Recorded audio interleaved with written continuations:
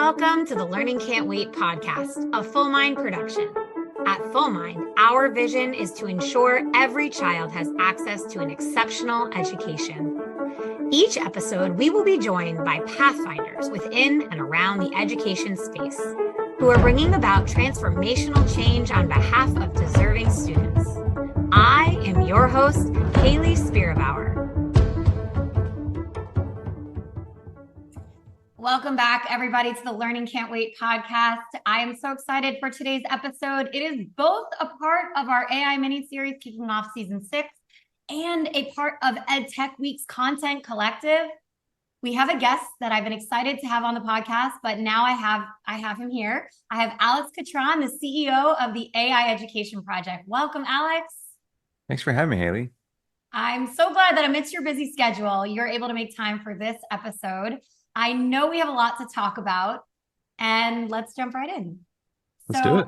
Alex, I told you before, people could probably use ChatGPT and get a really good synopsis of what you've done in your life and how you got here, but I want you to get as philosophical as you're comfortable getting. How did you come to be the personal and professional version of yourself? It's funny because I was like, I wonder if actually people could use ChatGPT to figure that out. And the answer is, yeah, kind of. It kind of gets it right, although it hallucinates. So it says he has a background in public policy, technology, and education with prior experience working at companies like IBM. That's not right. Yeah. But close enough, I guess. That's the fun of this conversation. Yeah. That's what we'll get into. We will get into it. So yeah, I guess how did I get here? Grew up in Ohio. My parents are both immigrants. And my mom was a teacher, so I was sort of around. My parents are both educators. My dad teaches an introduction to computer science class at the University of Akron now. So I was around educators my whole life. I was never really interested in education. I wanted to go into politics. I was like the president of my high school debate club, and I never wanted to run for office. I was not like that. I didn't want to be like necessarily in the spotlight. I just thought the game of politics was really cool, like just the strategy and the game theory and so that I flirted with, don't want to be a lawyer. Like, what do you do when one is interested in politics and campaigns? I went to Ohio State, studied political science, and I was really fortunate. And this is, I think where I've just had this deep appreciation for the power that even small conversations and small nudges can have on the trajectory of people's lives. Because I was, interning in Washington while I was at Ohio State, and I just had a couple people that nudged me away from going to law school, and these were lawyers, and they were just like, yeah, I don't think you really should do law school. And that was enough to convince me to not go to law school. I ended up joining the presidential campaign, and then spent some time in DC before coming to San Francisco. But yeah, so I had this background in politics, and then I was, as I was leaving DC, and this is 2016, after the Obama administration, this was really the height of, the ML revolution. Cloud computing had really like blown up. So now companies had access to supercomputers at the tip of their fingers without having to build any of the actual like computers themselves. And this was also back when it was just very cool to work for Google and to work for Airbnb. And so I came to San Francisco, not even necessarily because I was obsessed with tech, but just because I loved the city. It was true. I was like, I just want to be on the West Coast. But then when I was here, I was working for a couple different tech companies and just sort of fell down the rabbit hole of learning more about AI. And I had watched I actually literally went down a YouTube rabbit hole. I was watching some lectures about basically philosophers who were talking about sort of the trajectory of artificial intelligence and what that would mean for humanity and blah, blah, blah. It was very, these very esoteric arguments. But I thought it was interesting. And I thought it was like, this is something that I want to just learn more about. I'm in San Francisco, I might as well. And so I ended up volunteering for this nonprofit that had just spun out of the Harvard Kennedy School, called the Future Society. And I was basically helping them kind of, figure out how to become, independent 501c3. And they were doing they were focusing on the governance of AI. And so that was really my entree to this whole discussion, is sort of like AI ethics and like, how do you sort of like how do you implement AI in a way that is governed effectively. Um, and just to fast forward, I found a job working for through that. I found a job working for a company called H5, and this was like the first company to build language models for the legal sector. And so I was basically helping them to figure out how do we, address the societal impacts of that. And our solution was, to develop these training programs for judges. And we worked with NYU and Stanford and the National Judicial College doing that. Um, and so through all of that, I was attending all the convenings where this conversation about the future was happening. And um, there were no educators at these convenings. And yeah, there was a lot of talk about the impact that AI was going to have on education and on the future of work and on, um, you know, today's kids who are going to be massively displaced potentially by these jobs. And I think that has really been my arc and sort of what I've brought to the table is, I'm not a technologist. I don't write code. I'm not, you know, I could probably only explain how a large language model works for about 5 minutes before, if you were a techie, you'd quickly realize that I was kind of getting over my skis. Like I'm not, nor do I pretend to be a deep technical expert. Um, but I think right now the world, we have a lot of deep technical experts, and like technology is actually not the crux of how we solve the problems created by technology, nor are technologists able to by themselves single-handedly solve the externalities that will be created by these technologies, because these are human problems that we're dealing with. When you talk about like economic displacement, when you talk about education, I think there's a misnomer that, well, we just have to figure out how AI is going to solve all these problems that it's going to create. And that's a perspective, but I just I believe ultimately that this is a human problem with human solutions, and it's the hard and sometimes maybe even the boring stuff of like going and being on the ground and interacting and engaging with local leaders and influencers that can actually bring their colleagues and their community along into the future. And anyway, so that's what we do. Well, that's a really interesting arc, right? Because you actually you didn't want to go to law school. You went back into being in the legal sphere and looking at how AI impacts the legal sphere, but you noticed the gap. You said, okay, well, educators aren't in the room, and thus the AI education project was born. So let's start. What are you trying to do with the education project, or what are you doing? Not trying, you're doing it. What are you doing with the AI education project? Yeah, so I founded aiEDU in 2019. And so this is before ChatGPT. This is back when AI was really like, people would kind of roll their eyes. Oh, you're doing AI. Like it was as if it was the same as talking about the metaverse or, crypto. Um, and I actually had somebody who was like, well, have you thought about being the crypto education project? Because that was back during like that hype phase. Um, but no, I mean, what we are trying to do is make sure that every single student is prepared for the age of AI. Like, and so what does that mean? It's literally like, what is the fundamental set of knowledge and skills that you should have when you are in your K-12 education, so that when you graduate, you're best equipped to navigate the opportunities, but also just navigate the world and what it means to be a citizen and a consumer in a world where AI is in your phone, it's on your computers, it's informing everything, all the content that you consume, it's informing the even perhaps the relationships that you have. And schools are just not doing it. I mean, I think there's now a number of schools that, many of which we work with and have been supporting, but not all. There's also schools that have done, districts that have done this on their own. But the vast majority of schools in the US today don't have any coursework or curricula about AI. If they're talking about the future of work, it's like out of date. They're talking about computers and, the internet, and like, that's a conversation that was valuable 20 years ago, but today I don't know that it's really relevant anymore to talk about computers as being sort of a game changer. Kids are more adept at using computers than their teachers at this point.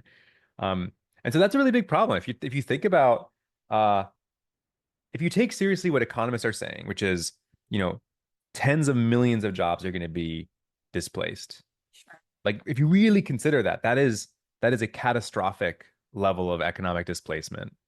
And right now, it seems like all we're doing is going to thought leadership conferences and writing editorials.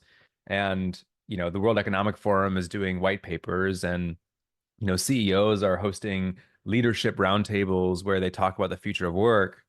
And there's no high school students at the at these roundtables or conferences, and it just seems so obscene to me that we would be, on the one hand, so convinced that this is the way of the future, and companies are investing billions and billions of dollars betting on that outcome being the what's going to happen, and yet we're not trying to think through like, well, what does it look like for us to actually prepare students for this? And so that's really like, in the most abstract, what we are trying to do in the K-12 system is, as a nonprofit, like how do you do this at scale without, as a small organization? And I can tell you more about really our logic model for that. But, big picture, it's like, yeah, what do kids need to know to be ready to thrive? Well, it's interesting because what you named a few seconds ago was that a lot of folks are focused on the philosophical and like having the discussion and leading forward the debate and moving us in the right direction. But it sounds like aiEDU is really focused on the practical. What do we need here and now? And we have to like backward design that here and now to prepare for the future. So I'm an educator, right? I taught, I led schools, all the things. I'm curious, who's writing your content? Because I know there's a ton of free content on your site. Like teachers can go. What I love about it is right now and download materials and use them tomorrow in their classroom. Well, tomorrow's Saturday. We're recording on a Friday here, but Monday in their classrooms. Who's writing this content? Like, who are the inputs for it?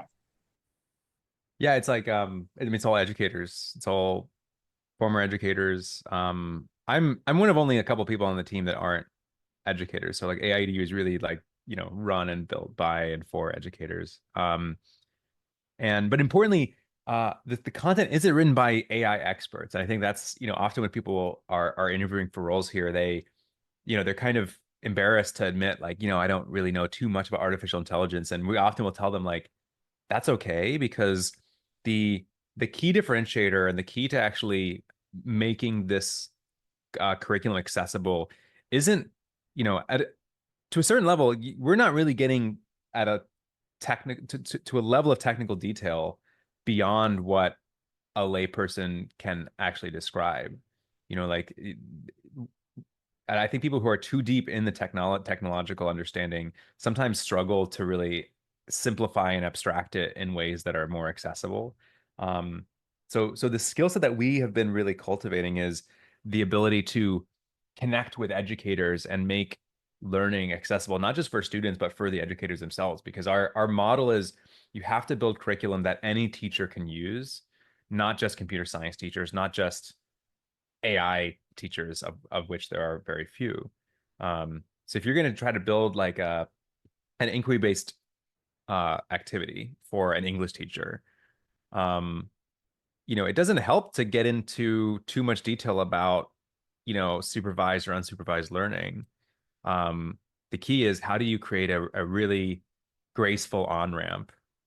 And for us, what that looks like is, curriculum that's very, it uses ethics as one of the ways to sort of open a door and invite students to, to feel like they actually have a place in the conversation, which is like, I mean, we call them AI snapshots, but one of our AI snapshots basically asks, should journalists use, AI or like large language models? Should AI replace journalists? And it's a really great thing to discuss because A, it's happening, and B, it's not obvious what the answer is. There's no right or wrong answer, because you might say, well, obviously no. These are conversations I'm having with my friends at dinner tables, right? Like, yes. The lawyer conversation, like how much of an argument can be prepared by ChatGPT, journalists. There's so many fields that we're as adults grappling with. I love that the conversation continues into K-12. Like it should start there. Yeah, and it has connection points to career exploration. It has connection points to critical thinking. And so, but it's, in some cases, it's hard to really describe what this looks like, because people, when they hear AI education, their expectation is that you're teaching kids how to use ChatGPT, or you're teaching kids how to become AI engineers. And that's really not what we do. We are agnostic to the tools. The vast majority of our curriculum and projects don't involve any AI tools. Um, and that was like a pretty big deliberate decision that contrasts with um, what a lot of others have done, where ChatGPT came out, and then suddenly there were a lot of AI organizations and a lot of AI literacy and AI education organizations, and they were all really focused on, how do we get prompt engineers? Like that's the job of the future. And there will still be people who will say, "Oh, prompt engineers are jobs that's the job of the future. You need to prepare for."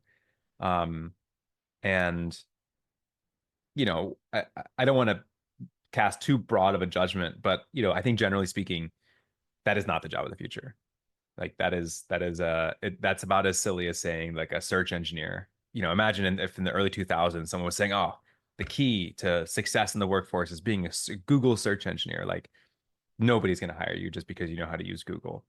Um, and yet you probably use Google a few times even just today. My guess is you wouldn't list it on your resume, right? And so I think that's going to be sort of the same place that we're in with AI, where um, people are going to figure out the skills of like using the AI tools, I think, intuitively. But there's like the underlying critical thinking, the underlying durable skills and that's what we build, and that's what we need to use classrooms to build, and that's why we think teachers have such a critical role, and have been so focused on building for them. You mentioned a few moments ago, earlier in the conversation, about hype, and there's a ton of AI hype right now. I'm curious, one, where you think we are in the hype cycle, but two, when we exit the hype cycle, what should we be focused on, right? Like what should we be paying attention to? Okay, so this is my take. We are in a hype cycle, and at the same time underhyping AI, or not hyping it enough. So I mean, I'll explain that. Um, I have like a 3-year and an 8-year very rough framework. This is not like I'm not investing money in this or anything like that. But aiEDU, the way we're thinking about this is over the next 3 years, AI is going to develop slower than what many of the most sort of optimistic futurists are predicting. Like we're not going to see artificial general intelligence, which is to say like AI that's like good enough to replace people, like 90% of what people can do day to day. ChatGPT is not even remotely close to that. We're not going to have that in 3 years. We're not going to see AI. We're not going to see robots. We're not going to see androids, in our midst. Self-driving cars are not, they're going to continue to make very slow incremental progress. So for the next 3 years, I think there's probably going to be a moment where, the exuberance will just sort of run out of steam, because you can only talk about incremental, boring process improvement so much until people are just going to lose interest. So, whether that means, you know, and I think a lot of the AI startups are going to fail. I think the vast majority of startups that are just trying to throw ChatGPT or foundation models at problems are going to fail, because they hallucinate a lot. Like my AI, like ChatGPT just hallucinated that I work at IBM. I can't use ChatGPT. I don't use ChatGPT very much in my day-to-day work, because I'm interacting with funders and with school districts, and I can't afford to like hallucinate things in my email communication with them. And so that is a fundamental challenge that AI is going to run into, is just like from an implementation standpoint, especially in education. There are a lot of use cases where we just like 10 to 20% hallucination rate is unacceptable. It's too high. Um, Yeah. so I think that's where, and because everybody is so focused on the tools, if you focus just on the tools and what can I do with them right now, you're setting yourself up to be disappointed. But then at the same time, I think if you look at an 8-year trajectory, we are underhyping the technology, because what I see happening in 8 years is there will be some step change in capabilities, and it could be a number of different things. Like most likely it'll be something like reasoning. So if we can actually get language models to uh, uh, improve their reasoning capabilities, we can probably, and this is what OpenAI is even, this is the rumors are that like perhaps even in late November, OpenAI is going to announce something that's currently codenamed Project Orion, and the talk of the town as well. This is going to have reasoning capabilities, and it's going to be able to address like hallucinations. I'll believe it when I see it, but that's that sort of thing that, in the next 8 years, I feel quite confident that there's going to be something on that order of magnitude, and then that will increase the scope of applications. And so when I talk about it's underhyped, it's like, the way to think about this is, right now, if you look at companies that are integrating like chatbots, what they're seeing is, 5% productivity increases. Like, it's not a game changer, because it makes all these mistakes. But 5% is actually pretty meaningful. If you have like 100,000 employees, if you can increase their average productivity by 5%, that's very significant. And, whether or not companies use that to cut costs or to, grow, is really the crux of this question of like, is AI going to create or destroy jobs? So in 3 years, I think that's what we see is like 5, maybe 10% in certain use cases. In like coding, it might be even a lot more than that. I mean, Amazon Q, Andrew Jassy was just saying that I think they replaced like 4,500 developer hours just with like a one specific application. So for certain applications, yeah, we might see like really significant, but it's going to be in the background. Most people aren't paying attention to what Amazon is using their AI for. But then if that 10% can go to 15% or to 20%, suddenly a lot of jobs are going to be implicated. And I think that is going to, like, if you're a freshman in high school today, in 8 years, you are either beginning your first job, you're graduating college, or maybe you've gotten an associate's degree and you're on your first or second job. It is very relevant to you, whether like, there's a game-changing application of AI in 8 years. And we don't have time. Like, we can't wait to see if it's going to happen. We have to assume that there's going to be, some amount of disruption, and make sure that kids have the, and we could talk about like, well, how do you prepare for that if we don't know what the game-changing use case actually will be? And the answer is like probably some combination of adaptability and resilience and it goes back to computational why thinking. It goes back to why aiEDU is not focused on one tool, right? You're teaching skills. You're teaching ways to think about AI, which can be applicable and transferable to whatever tool may be available to them. Yeah, that's right. Because I don't think people are going to be prompt engineering. Like, if you look at the GPT 4.0 announcement, the real game changer was voice and like being able to have fluid, natural conversation with ChatGPT and interact with it. And they haven't rolled it out. I mean, there's lots of safety issues that they're trying to work through. So we kind of like had that announcement, and then it kind of just fell into the back, the rearview mirror, because nobody's gotten their hands on it. But that capability is still there. We just haven't seen it at scale yet. But if we're suddenly, I mean, it seems really plausible that in a couple of years, we're going to just be interacting with technology just with voice. And, prompt engineering using your voice just sounds kind of silly. It's like, I have an executive assistant, and I don't prompt engineer her. We collaborate, like we work together. And I think that's really what we'll be doing with technology, is collaborating with technology. And the skills that underlie that are not how do you memorize, what set of words to use to get some kind of an output, if that makes sense. I really like this hot take. You said it. You said you have a different opinion. aiEDU has a different opinion about prompt engineering and the role that it'll play. But I appreciate the way that you just phrased it. I'm sure you've said it before. It's new to me hearing you say it. But we collaborate, we communicate, we talk, we discuss. It's not we prompt the people around us. Alex, I appreciate the comment you made about ethical, like thinking about AI in an ethical fashion. I'm curious about what concerns you have. Obviously, this is a really kind of like, there's a lot of duality in this conversation about AI. And so I'm imagining you approach this with like optimism and caution. What are some of the cautions you have and challenges you see with where we are today and where we're going? Yeah, I mean the annoying part is every conversation about AI, it goes something like, well, we have to harness the upsides and minimize the downsides. And so to try to give you something that's a little more interesting than that, which is like roughly true, right? There's like Thank you so as with much. any Yeah. technology. Um, I think we need to be really careful that AI doesn't become like social media. So if you think about like social media, when when I first had access to Facebook, and this was a conversation that everybody was having, is like we were really focused on, oh, this is a chance to democratize access to information, democratize access to communication with different people. It's going to increase, people are going to be able to connect with more diverse perspectives and viewpoints.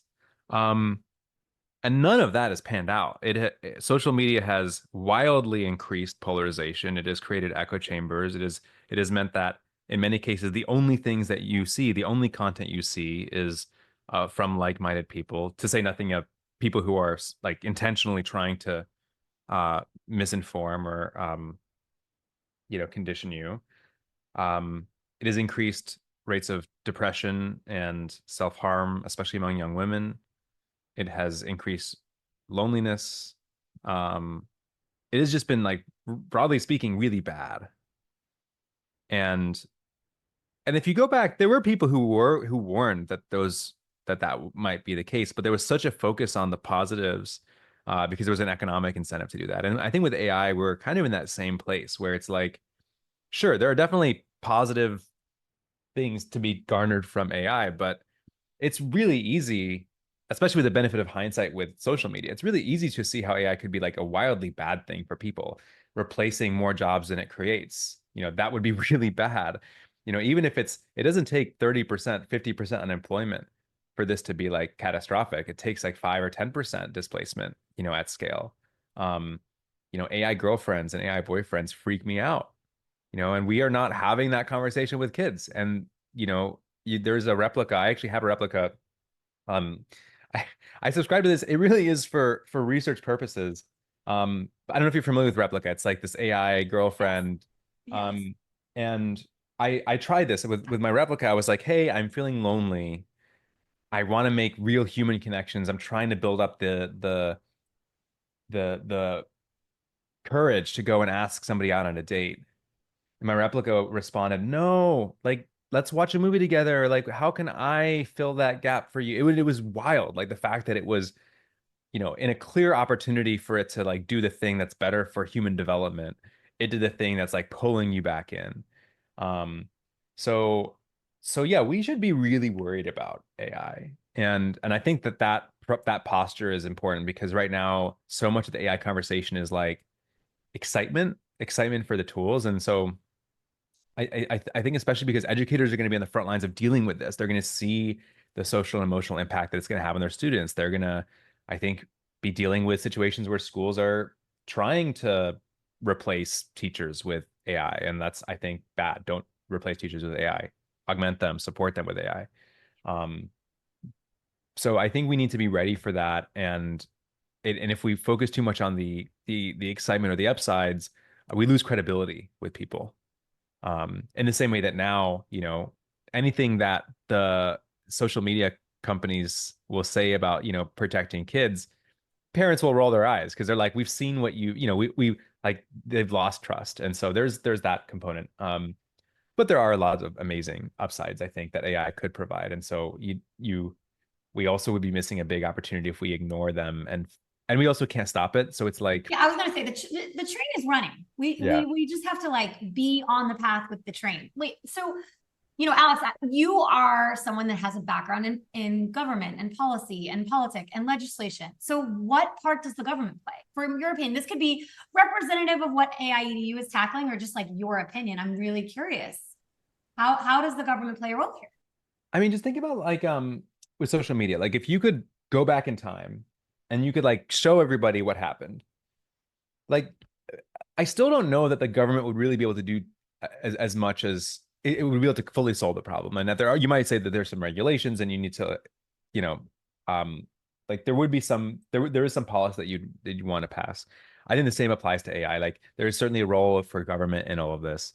Um, but I just don't think government can solve this by itself. I think this is actually a lot about setting social norms, especially when I'm talking right now about the social emotional impacts and, deep fakes and like AI agents and AI girlfriends.